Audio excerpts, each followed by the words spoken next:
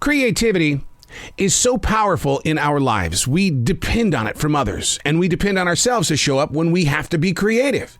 But what happens if we want to do something that is kind of daring, that we're going to step out there and we're going to do this, and then we fail, and then we no longer have trust in creativity?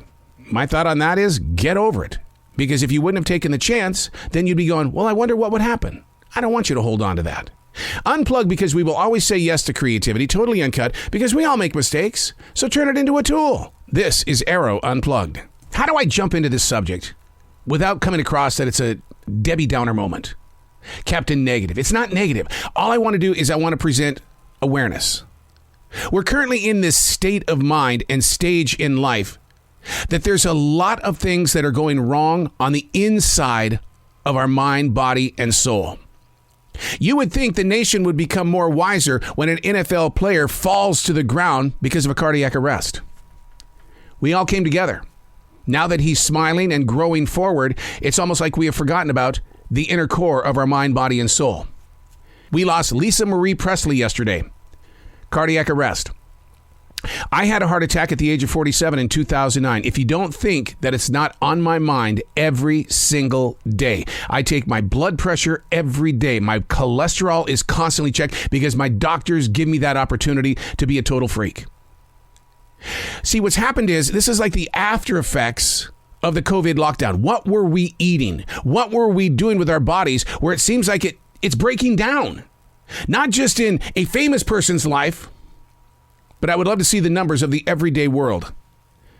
The number of cardiac arrests, the heart attacks, the stents being placed in, the doctors that are looking at the families in the eyes going, we did our best. We did our best.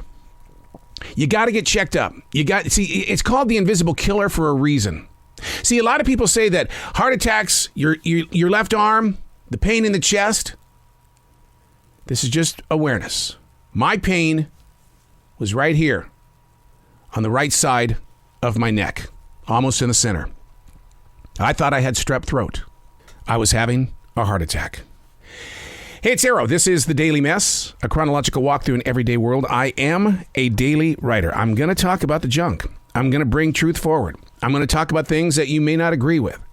And the reason why is because it's not about planting seeds. It's about being hopeful. It's about learning how to trust and have faith in a process of, wow, if you went through that, what can I do to make sure that I become more aware? And maybe I won't have to go through it in my time. This is The Daily Mess. Blank spaces. We all have blank spaces. Holes in our thinking process. No real divided lines. A place of nothingness. Oh, I love my blank spaces. And these blank spaces usually last as long as a few seconds.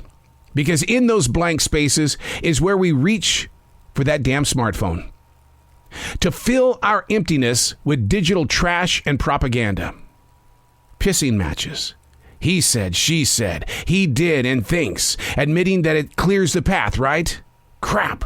How can we get back to that blank space?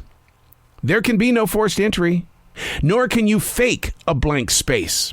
It just happens. It's never recognized as such until after you've returned to the real world. It's like, oh, I was in a blank space. Oh my God, that felt so good.